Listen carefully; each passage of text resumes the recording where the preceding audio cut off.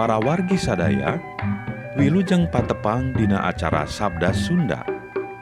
Mugia janten berkah kanggo urang sadayana. Mangga wilujeng ngadangukeun.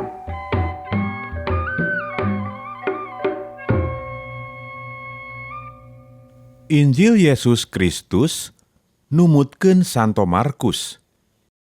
Waktu Yesus ngantunkeun bait Allah, salah saurang muridna unjukan. Tingali Pak Guru, ieu adegan-adegan sakieu agrengna, batu-batuna oge sarae pisan. Walerna, geus katenjo sakumaha galedena adeganana? Engke mah batu-batuna ge moal aya hiji-hiji acan, anu angger dina tempatna ayeuna. Kabeh bakal dialung-alungkeun. Yesus angkat ka Gunung Jetun, terus calik di tempat anu nyang hareup ka bait Allah. Petrus, Yakobus, Yohanes, jeung Andreas opatan bae nyalampeurkeun. Mugi ditetelakeun anu tadi disaurkeun teh iraha bade pijadieunana. Sareng upami parantos waktosna naon cicirena. Maranehna nanya. Walerna, maraneh sing iatna ulah beunang kaperdaya. Sabab engke bakal loba anu datang make ngaran kami, nyebut maneh, kami teh anjeunna tea, tuluy ngabobodo jalma rea. Maraneh dinu deukeut-deukeut bakal ngadarenge gedena anu keur tarung, tinu jarauh bakal ngadarenge beja-beja perang. Tapi teu kudu hariwang. Sanajan geus pasti engke teh kitu, tapi eta mah lain kiamat. Nagara-nagara silih perangan. Karajaan-karajaan silih tarajang. Lini jeung bala kalaparan di mana-mana. Eta kajadian-kajadian kabeh kakara mimiti. Ibarat mimiti nyalingitna ka nyeri nu rek ngajuru. Maraneh pribadi kudu taki-taki. Maraneh bakal ditangkep, bakal diseret ka pangadilan, bakal disiksa di imah-imah ibadah, bakal dijagrakeun ka hareupeun nu karawasa jeung raja-raja dumeh jadi panganut kami. Tapi eta teh kasempetan pikeun nyiarkeun Injil kasalametan ka maranehna. Sabab memeh datang poe panungtung, eta wawaran amanat Allah teh kudu disiarkeun heula ka sagala bangsa. Lamun maraneh ditangkep jeung dibawa ka pangadilan, ulah bingung kudu ngomong naon. Maraneh baris dibere piomongeun dina waktuna, sarta anu kudu diucapkeun. Sabab ucapan-ucapan anu baris dikedalkeun ku maraneh lain omongan maraneh sorangan, tapi omongan anu asal ti Roh Suci. Dulur bakal nyerenkeun dulur sina dipaehan, bapa ka anak nya kitu keneh.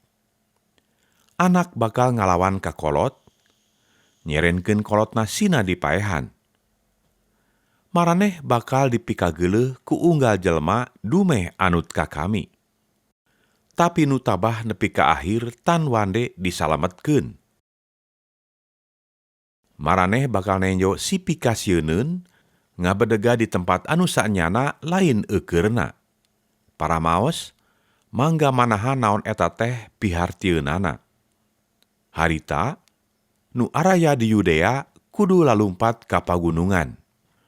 Nu keur aya di luhur imah ulah nyokot nanaon heula ka jero imah. Nu keur aya di tegal ulah balik heula nyokot jubah. Pikeun awewe-awewe anu harita keur kakandungan jeung anu keur nyarusuan orok, poe-poe eta teh kacida matak paurna. Kudu nanada ka Allah, supaya kajadianana ulah ninggang dina usum ngijih.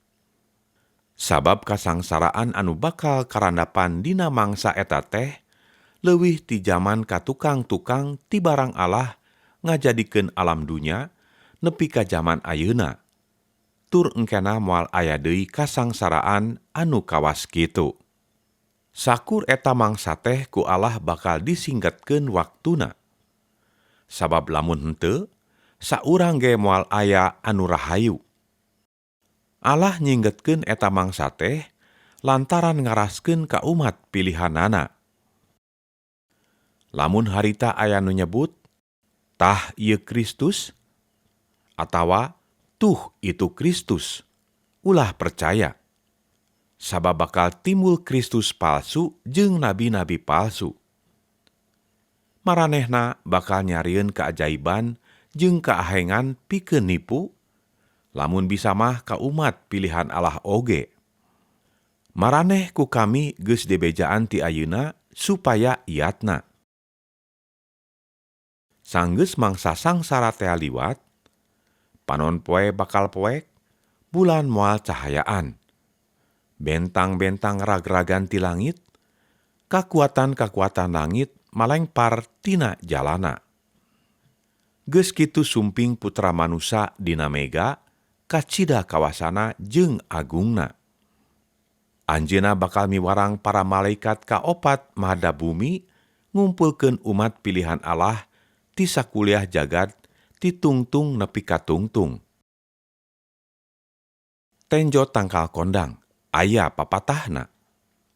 Lamun regang-regangna geus ngarejoan, ngaleulesan jeung sarirungan, eta tandana geus tereh usum panas. Nya kitu, lamun hal-hal anu bieu disebut geus kajadian, eta tandana yen geus tereh panungtungan, geus mimiti akhir zaman.